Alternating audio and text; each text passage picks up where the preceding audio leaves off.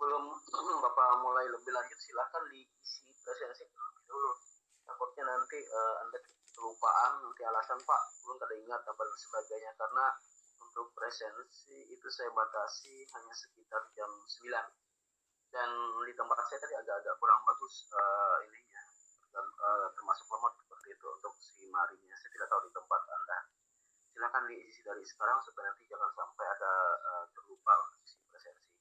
Nah, ketika berbicara mengenai hukum orang di dalam konteks hukum adat, hukum perorangan di dalam hukum adat maupun di dalam hukum barat, tepatnya yang diatur di dalam Burgerly Witbook atau Kitab Undang-Undang Hukum Perdata, itu sebenarnya ditujukan untuk melihat bagaimanakah seseorang itu dianggap cakap dalam bertindak di depan hukum.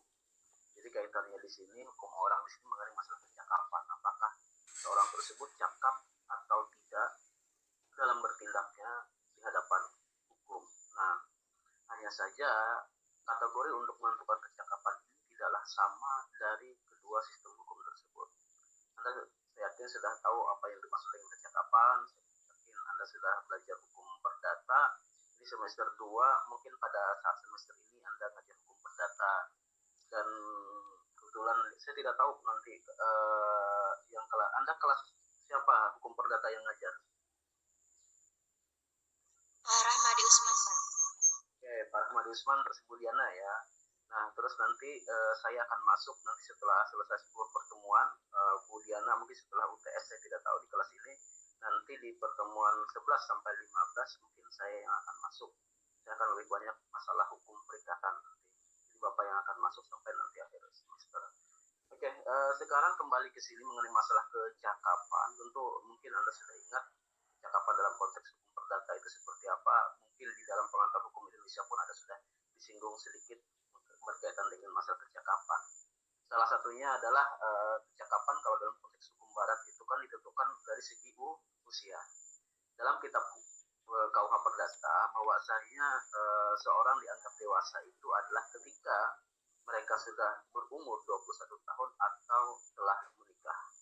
Itu salah satu konsep mengenai kedewasaan didasarkan kepada kitab Undang Hukum Perdata. Nah, sekarang di sini terjadi sebuah perbandingan. Ternyata di dalam konteks hukum adat, itu memandang berbeda berkenaan dengan masalah kedewasaan seorang atau kecakapan tadi. Kalau di dalam hukum barat, salah satunya kriteria mengenai kecakapan itu adalah orang yang dewasa. Dewasa dari segi usia, yakni di undang-undang atau di kitab hukum perdata itu sudah menjelaskan atau secara limitatif membatasi bahwasanya kriteria dewasa dalam konteks hukum perdata itu adalah 21 tahun atau sebelum 21 tahun dia sudah menikah. Jadi ingat ya, patokannya itu adalah 21 tahun, tetapi boleh sebelum 21 tahun itu dia dianggap dewasa tetapi dengan syarat dia sudah menikah. Nah, namun untuk sistem hukum adat tolak ukur kedewasaan ini sangatlah berbeda. Jadi karena apa? Karena hukum adat di Indonesia itu pada umumnya mempunyai kriteria masing-masing didasarkan kepada lingkungan hukum adat mereka. Nah, dalam hukum perorangan ini penentuan kemampuan melakukan perbuatan hukum atau handling speak one head ini adalah titik sentralnya. Jadi kemampuan melakukan perbuatan hukum itu seperti apa? Jadi kaitannya tadi kalau dalam segi KUH Perdata itu salah satu yang menentukan seseorang dianggap cakap adalah kaitan dengan masalah dewasa atau tidaknya seseorang. Dewasa atau tidaknya seseorang di dalam kitab atau hukum barat atau kitab hukum perdata itu didasarkan kepada segi usia. Saya ulang lagi, dari segi usia yang mana dalam kitab hukum perdata itu secara limitatif dibatasi 21 tahun. Nah, nanti mengenai masalah dewasa berkaitan dengan usia ini akan banyak sekali peraturan perundang-undangan yang mengatur mengenai masalah dewasa itu cenderung agak berbeda.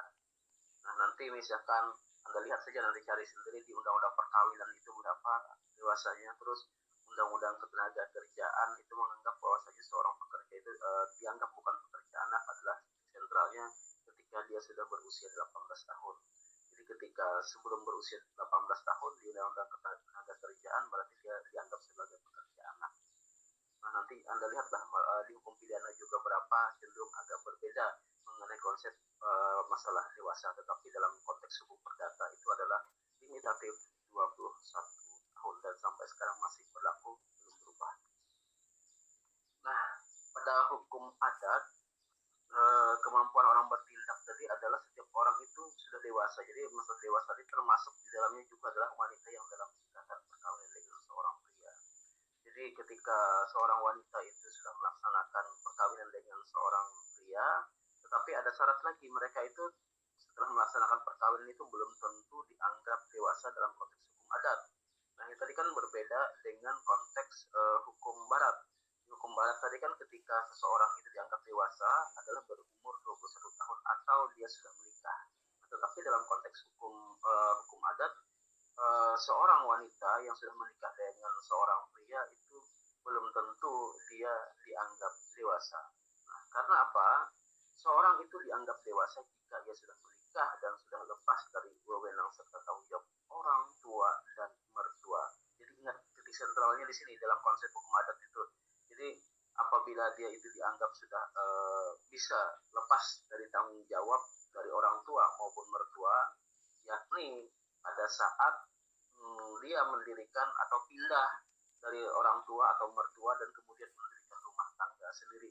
Atau secara simpelnya seperti ini, dewasanya seseorang di dalam hukum adat itu salah satunya adalah misalkan seorang wanita yang sudah memiliki suami tetapi mereka baru dikatakan dewasa ketika sudah mandiri. Intinya simpelnya ketika mandiri ini apa?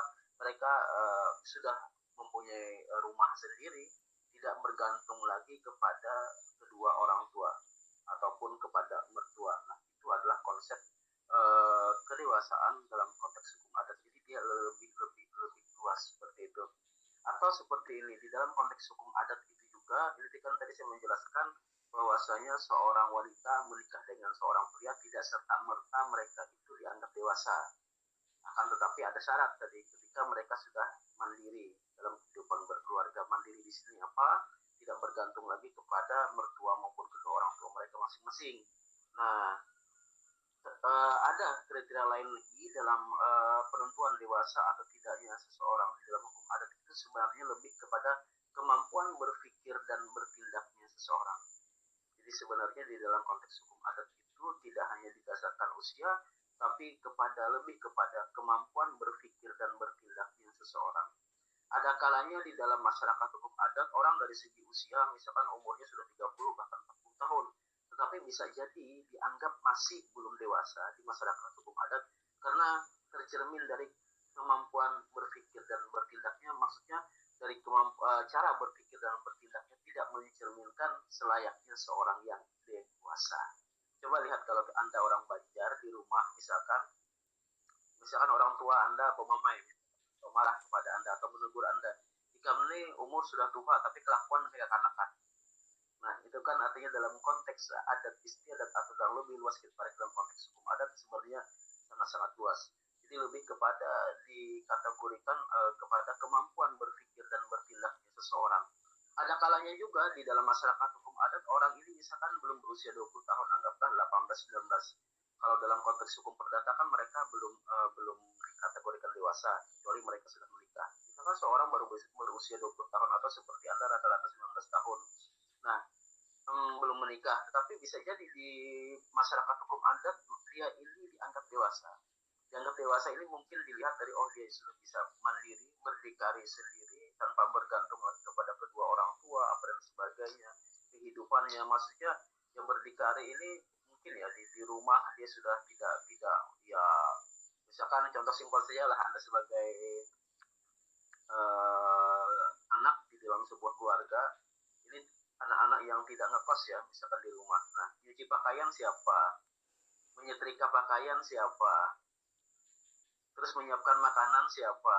Kalau misalkan Anda itu masih bergantung kepada kedua orang tua atau mungkin ada asisten rumah tangga di rumah, ya bisa jadi Anda dikatakan masih belum dewasa. Tetapi mungkin bisa jadi dianggap dewasa ketika Anda sudah mampu melakukan segala sesuatunya itu secara mandiri. Misalkan kalau orang di rumah lah seperti ini, tanpa disuruh pun sudah paham.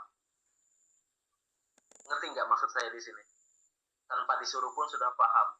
Artinya apa? Ketika orang tua sibuk apa dan sebagainya, tanpa disuruh membantu pun Anda dengan sendirinya sudah paham untuk membantu. Misalkan yang perempuan-perempuan selesai makan ya jangan langsung ditinggal seperti itu ya. Paling tidak tanggung jawab di dapur, bantu ibu membasuh peralatan cuci peralatan makan yang sudah selesai dimakan. Seperti itu. Apa selesai untuk peralatan makan.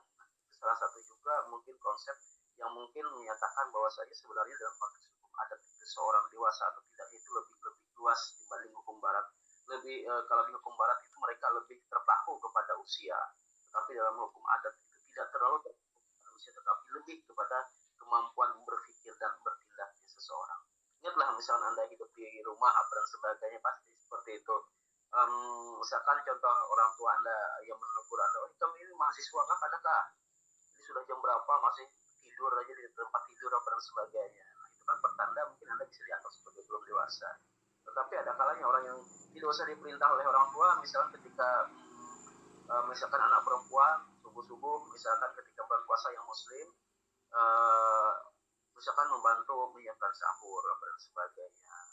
Terus nanti selesai sahur ikut membantu di dapur apa dan sebagainya. Terus bagi yang laki-laki ya tinggal bangun apa dan sebagainya, terus ikut sahur, terus nanti setelah sahur atau sebelum sahur sudah mandi apa dan sebagainya, terus berangkat ke masjid tanpa diperintah oleh orang tua. Itu yang saya pikir sangat-sangat menentukan. Jadi kalau saya dulu kan hidup di kampung itu akan kelihatan seperti itu anak-anak.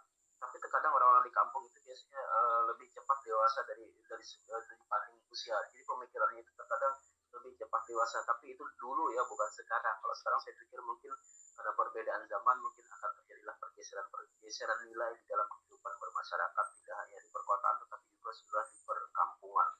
Nah, kalau dulu ya saya dari SD sampai SMA karena hidup di rumah orang tua ya sendiri, mencuci apa dan sebagainya, menyetrika apa semuanya sendiri dilakukan. Bahkan ketika ngekos, jadi ketika hidup ngekos, ketika saya S1 kuliah di Banjarmasin waktu itu saya sudah bisa mandiri.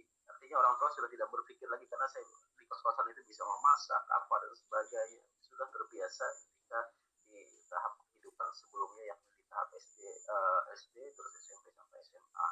Nah, begitupun ketika saya melanjutkan studi di Fakultas Hukum Universitas Gadjah Mada, baik itu S2 dan S3, saya selesaikan di sana ya, tidak terlalu masalah. Nah, terkadang gini ya, dalam konteks hukum adat mungkin akan ada perbedaan adat istiadat antara daerah satu dengan lain.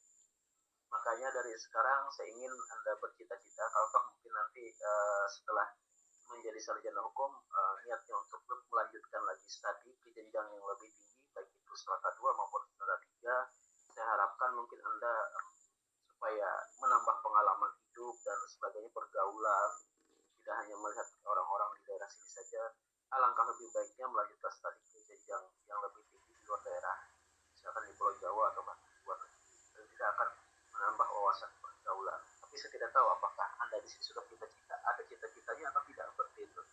Ya, saya cuma sedikit slide ini ya berkaitan dengan kedewasaan. Sebenarnya saya mau lama tidak menyapa Anda di sini. Budiman Faridi mana? Silahkan diambil. Iya Pak. Budiman, sekarang sudah ada cita-cita tidak? Misalkan nanti selesai menjadi sarjana hukum pengen jadi apa? Walaupun semester 2 ya, tapi kan paling tidak kan sekarang udah ada bayangan nih. Atau boleh jadi belum ada bayangan, Pak saya mau jadi apa? Ada banyak